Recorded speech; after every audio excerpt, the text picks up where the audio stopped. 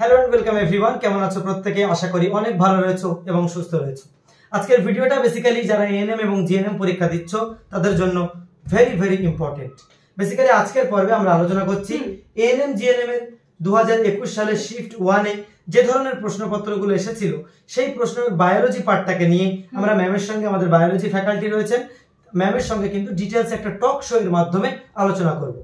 অনেকে আছো যারা পূর্বের ভিডিওটা দেখে তাই এই ভিডিওটা দেখছো, তাদেরকে ওয়েলকাম জানাই। আবার অনেকে আছো যারা এই ভিডিওটা প্রথম তোমাদের কাছে ইউটিউবে সাজেশনে এসছে, তুমি দেখছো, তো তাদেরকে ওয়েলকাম জানাই। তোমরা আগেরটা দেখে নেবে, আগের লোকেরা পরেরটা দেখে নেবে। তো সেই জায়গায় দাঁড়িয়ে আজকের ভিডিওতে বলবো যারা বেসিক্যালি প্রত্যেকটা প্রশ্নকে নিয়ে আমরা ডিটেইলস আলোচনা করব। একদিকে প্রিভিয়াস ইয়ার কোশ্চেন সলভ হবে, দ্বিতীয়ত ওই চারটে অপশনকে ঘিরে আর যেগুলো অপশনগুলো এবছরের জন্য ইম্পর্টেন্ট সেগুলো কিন্তু আমরা কমপ্লিট করে ফেলবো। তাই অবশ্যই প্রত্যেককে বলবো মন দিয়ে শেষ পর্যন্ত দেখো এই সেশনটা। যারা শেষ পর্যন্ত দেখবে এখান থেকে কিন্তু পরীক্ষায় প্রশ্ন তোমার থাকবে থাকবে থাকবে। তাই অবশ্যই প্রথম থেকে শেষ পর্যন্ত দেখো এবং এই সেশনটা ভালো লাগলে একটা টক শো এর মাধ্যমে, আমি জানি না ইউটিউবে এরকম কেউ স্টার্ট করেছে কিনা বা কোনো ভিডিও তোমরা পেয়েছো কিনা, তো যদি ভালো লাগে এই উদ্যোগটা একটা লাইক করো। এই channel the Bengal exam YouTube channel, primary TET, WB police এবং গ্রাম পঞ্চায়েত, তারপরে হচ্ছে এএনএম জিএনএম সমস্ত কম্পিটিটিভ এক্সামের প্রস্তুতি এখানে করানো হয়। তো যারা প্রস্তুতি নিতে চাইছো, আমাদের নাম্বার রয়েছে 7003840858। লিখে নিয়ে ক্লাসটা দেখো, আশা করছি অনেক ভালো লাগবে।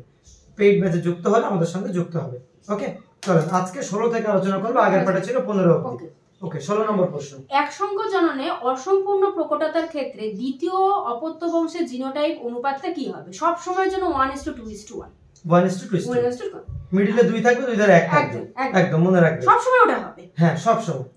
জিনোটাইপ আর ফিনোটাইপ আগের ক্লাসে বলছিলেন, হ্যাঁ বলেছিলেন, যেগুলো বাবা মার থেকে অর্জিত বৈশিষ্ট্য থাকে, মানে মা খুব ফর্সা, মেয়ে ফর্সা হয়েছে টুকটুকে, জিনগত বৈশিষ্ট্য, এটা হচ্ছে জিনোটাইপ। ফিনোটাইপ কি? বাহ্যিক বৈশিষ্ট্য, ফিনোটাইপ। আচ্ছা, পরবর্তী। আচ্ছা, নেক্সট, মাখা ময়দার তালে ইস্ট যোগ করলে সেটি বৃদ্ধি পায়, তার কারণ কি? যেমন হচ্ছে এটা হবে প্রথমটা, কোরকদমানের মাধ্যমে নতুন ইস্ট কোষণ তৈরি। এই যে মাখা ময়দার ডালটা আমি চট করে বলে দিই, এই যে পাউরুটি তৈরি হয়, ওইখানে না দিলে কিন্তু ওই ফলে না, ওই জিনিসটা ফুলবে না। আর এটা মনে রাখবে কোরকদমা, মানে কোরকদমা কি পাশে এরকম বার্ডিং মানে গোল গোল হয়, সেটা কেটে বসালে আবার তৈরি হয়ে যায়। হ্যাঁ হ্যাঁ। আচ্ছা, তারপর কি? হুইচ হরমোন জিনে লিভ সেন্সেন্স?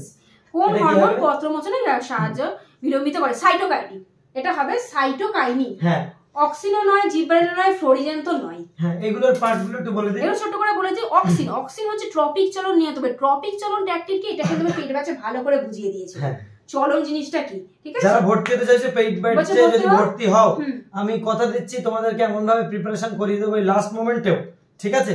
তুমি একটা ভালো নাম্বার পেয়ে একটা সরকারি কলেজে পড়তে পারো সেই ব্যবস্থা করে দেবো। তবে শুধু আমি করলে হবে না, তোমাকেও একটু করতে হবে, পড়াশোনা করতে হবে, সেইভাবে আর কি প্রস্তুতি নাও। আশা করছি ভালো প্রস্তুতি করিয়ে দেবো। আচ্ছা, জিব্রেলিন এটা হচ্ছে বীজের সুপ্ত দশা ভঙ্গ করে, আর লাস্ট ফ্লোরিজেন ওটা তো ফুল ফোটাতে সাহায্য করে। হ্যাঁ, তাহলে জিব্রেলিন কি করে? জিব্রেলিনটা না হবে হচ্ছে সাইটোকাইনিন। এটা হচ্ছে পত্রমোচন বা পাতা যাতে চট করে ঝরে না যায়, সাহায্য করে। আচ্ছা, এরপর একটা টুইস্ট আছে, যদি উদ্ভিদ শস্যের ক্রোমোজোম সংখ্যা 3n = 27 হয় তাহলে ডিম্বাণু ক্রোমোজোম সংখ্যা কত হবে? আচ্ছা, 3n যদি 27 হয় তাহলে n হচ্ছে 9, 3 দিয়ে যদি ডিভাইড করি 9, মানে দেখো, হ্যাঁ মানে ওই কি বলা যায়, ওখানে একটু হালকা ভাগ করলে বোঝা যাবে। n = 27/3 যদি করি তাহলে n = 9 বের হবে। এইবার ডিম্বাণুতে ক্রোমোজোম থাকে হচ্ছে 2n, n, কারণ একটা ডিম্বাণু n আর শুক্রাণু n দুটো মিলে হচ্ছে ডিপ্লয়েড 2n। তার মানে ডিম্বাণু হচ্ছে শুধু n, তার মানে অ্যানসার হবে 9। ব্যাপারটা আশা করছি বুঝতে পেরেছো। আচ্ছা চলো পরবর্তী ডারউইনের মতবাদ কোন তত্ত্বকে স্বীকার করে না? অর্জিত বৈশিষ্ট্যের উত্তরাধিকার। বাকি তিনটেই কিন্তু ডারউইন নিজে করেছে। ডারউইন এখানে চারটা অপশন রয়েছে, ঠিক আছে? কি বলেছে?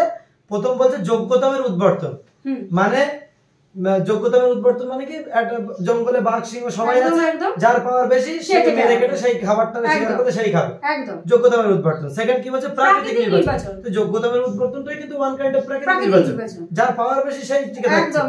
তিন নম্বর কি? অস্তিত্বের জন্য সংগ্রাম, ঠিক আছে, করতে হচ্ছে। তিনটে তার মানে হচ্ছে না, 4 নম্বরটাই হয়ে যাচ্ছে। নেক্সট, পুনরুৎপাদন বৈশিষ্ট্য কোন ক্ষেত্রে সাহায্য করে? এটা হবে প্ল্যানেরিয়া।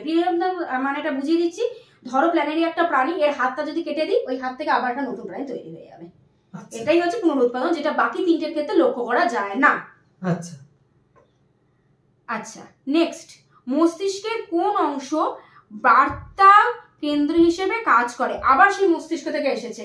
দেখো হ্যাঁ, এই জিনিসটা মস্তিষ্ক থেকে আমাদের ব্রেনের যে মানে ফাংশন, এই জিনিসটাকে ভালো করে পড়তে হবে। এখান থেকে একটা প্রশ্ন আসবেই, ধরে রেখে দাও, ঠিক আছে? আচ্ছা তাহলে এখান থেকে কোনটা হবে? এটা হবে হাইপোথ্যালামাস।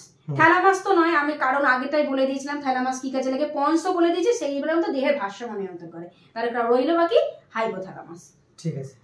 আচ্ছা নেক্সট, নিচের কোনটি আরএনএ গঠনের উপাদান নয়? আবার সেই নয় কিন্তু নয় দিয়ে বহুত প্রশ্ন আসছে, নয় দেখে পাবে না ভয়। পরেরটা বলো। আচ্ছা এটা হবে গিয়ে ইউরাসিল। তার কারণ হচ্ছে এই সবকটাই হচ্ছে ডিএনএ তে থাকে, যেমন হচ্ছে রাইবোজ, আচ্ছা ডিএনএ তে থাকে হচ্ছে এটিজিসি, অ্যাডেনিন গুয়ানিন থাইমিন ইউরাসিল। তাই এইখানটা অ্যানসারটা হচ্ছে কি ইউরাসিল। থাইমিনটা কিন্তু থাকে না, থাইমিনটা থাকে হচ্ছে ডিএনএ তে। ওকে নেক্সট, ক্রোমোজোমের শেষ প্রান্তের প্রাথমিক খাঁজ, শেষ প্রান্ত চোখ বন্ধ করে হচ্ছে টেলোসেন্ট্রিক। শেষ প্রান্তকেই 24টা, কারণ শেষ প্রান্তটাকেই টেলোসেন্ট্রিক বলা হয়, টেলোসেন্ট্রিক বা টেলোমিয়ার বলা থাকে, সেখান থেকেই নামটা হচ্ছে টেলোসেন্ট্রিক। আচ্ছা লাস্ট, নিচের কোন পর্যায়ে ডিএনএ সংখ্যা দ্বিগুণ হতে দেখা যায়? এটা এস হবে, এটা একটু ঘুরিয়ে দিচ্ছি। এস মানে হচ্ছে সিনথেসিস দশা, মানে যেখানে ডিএনএ সিনথেসিস ঘটতে থাকে, সংশ্লেষ হয়, তাই এটা হবে সিনথেসিস দশা বা এস দশা। আচ্ছা এখান থেকে একটা কথা বলি, 26 নম্বর প্রশ্নটা এটা একেবারে সে মনে করতে হবে ইতিহাস, মানে এত বড় প্রশ্ন। তবে এই প্রশ্ন, একটা প্রশ্নের জন্য তুমি 30 সেকেন্ড সময় পাবে, ঠিক আছে? এই প্রশ্নগুলো লাস্টে অ্যাটেন্ড করার চেষ্টা করবে, প্রথম অ্যাটেন্ড করবে না, ঠিক আছে? আচ্ছা মানে 26 নম্বর এটা হচ্ছে ফিজিক্যাল সায়েন্স থেকে পড়ছে, এই বিষয়টা একটু বলে রাখলাম। ওকে, তাহলে লাইফ সায়েন্স থেকে যে 25টা প্রশ্ন এখানে ছিল, সেই 25টা প্রশ্ন আমরা আজকে কভার করলাম এএনএম জিএনএম 2021 সালের শিফট 1টা। যদি ভিডিওটা ভালো লাগে অবশ্যই আমাকে কমেন্ট সেকশনে জানাও, জানি না কেমন লেগেছে, এবং এইভাবে প্রেজেন্ট করে যদি তোমাদের কোনো একটা কাজে লেগে থাকে তাহলে অবশ্যই আমাকে একটা লাইক করে এবং কমেন্ট করে জানাও। পরবর্তী পার্ট যদি চাও, রিয়েলি যদি পরবর্তী পার্ট চাও, তাহলে অবশ্যই সেটা কমপ্লিটলি সেইভাবে কমেন্ট করে আমাকে জানাও। ওকে, তাহলে পরবর্তী যে কটা শিফট হয়েছে সব আমি কভার করিয়ে দেবো। ওকে আচ্ছা, তারপরে কি জানাবো যে এইভাবে ডিটেল ডিসকাশনের মাধ্যমে স্টুডেন্টদের সঙ্গে আমাদের এখানে ক্লাস হচ্ছে।